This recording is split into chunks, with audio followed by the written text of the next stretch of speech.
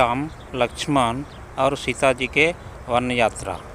रामचंद्र जी का रथ दक्षिण को ओर चला और सबराहाते होते काफी दूर निकल गया। हरे भरे और फले फूले वनों को देखते देखते राम लक्ष्मण सीता गोमती नदी के किनारे पहुंचे। उस पार कर वे आगे बढ़े और सई नदी तक जा पहुंचे। सई को पार कर वे थोड़ी देर के लिए रुक गए। कौशल राज्य को सीमा वहां समाप्त होती थी। राम ने मुड़कर जन्मभूमि की ओर देखा। आंखों में आंसू भर वे सुमन से बोले, तात, न जाने वह दिन कब आएगा जब मैं अपन माता पिता से फिर मिलूंगा और सरयू के पवित्र तट पर घूमूंगा। अयोध्या नगरी की ओर मुंह करक राम हाथ जोड़कर खड़े हो गए और कहने लगे, जननी जन्मभूमि, मेरे अपराध क्षमा करना। 14 वर्ष के बाद ही अब तुम्हारे दर्शन कर सकूंगा।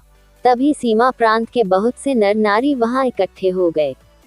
वे राजा दशरथ को धिक्कारते थे और कहते थे, ऐसे पापी राजा के राज्य में रहना ठीक नहीं, चलो राम के साथ चलें। लोगों की ऐसी प्रीति देखकर राम की आंखें डब आईं। सबको उन्होंने समझाया बुझाया और वे फिर आगे बढ़े। शाम होते होते उनका रथ गंगा के किनारे श्रृंगवरपुर गांव में जा पहुंचा। इंगुदी वृक्ष के नीचे राम ठहर गए।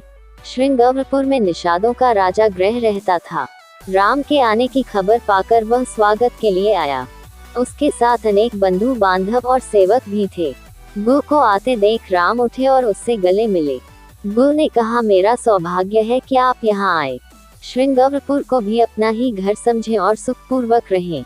श्री राम ने जब अपने वनवास की बात बताई तो उसको बहुत दुख हुआ। उसने अपना राज्य राम के चरणों में अर्पित कर प्रार्थना की कि श्रृंगवरपुर पर ही राज्य करें। श्री राम ने निषादराज के प्रति कृतज्ञता प्रकट की।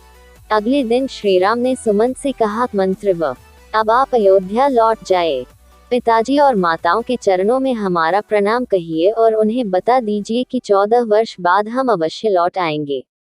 भरत से कह दीजिए कि सब माताओं से एक सा व्यवहार करें और राजा को प्रसन्न रखें। इस प्रकार सुमंत को राम ने समझा बुझाकर विदा किया। तब राम ने बरगद का दूध मंगाकर जटाएं बनाई। गु से विदा लेकर वे सीता और लक्ष्मण के साथ नाव में बैठे और गंगा पार कर वत्स देश में पहुंचे।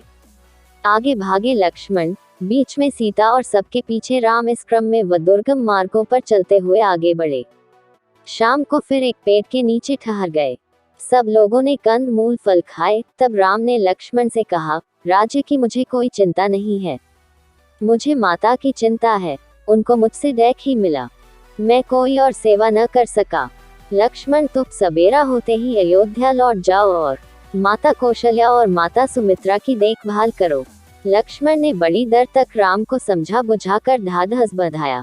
सीता राम के सो जाने पर लक्ष्मण पहरे पर बैठ गए। अगले दिन वे फिर चले और गंगा यमुना के संगम पर महर्षि भरद्वाज के आश्रम में पहुंचे। भरद्वाज ने उनको आदरपूर्वक ठहराया। अगले दिन भरद्वाज से विदा लेकर राम लक्ष्मण और सीता आगे बढ़े। यमुना नदी पार कर 2 दिन की यात्रा के बाद वे चित्रकूट जा पहुंचे। चित्रकूट के हरे भरे पर्वत राम को बड़े अच्छे लगे। उन्होंने लक्ष्मण से कहा, अब हम यहीं कुछ दिन तक निवास करें। लक्ष्मण ने मंदाकिनी नदी के किनारे एक सुंदर पर्णकुटी बना दी।